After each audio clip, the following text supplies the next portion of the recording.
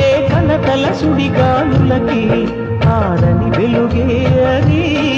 నువ్వు వెలివేయాలనుకున్నా నీ నీడై ఉన్నది ప్రాణమేగినా నిన్ను చేరగా తనువు మాత్రము శిలై ఉన్నది ఈ శిల చిగురించే చినుకే నీలో దాగున్నది జాబిలమ్మ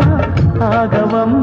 ఆలకించవ మదిలో మాట రేగిపోయే మూగ ప్రేమ విన్నవించే ఎదకోట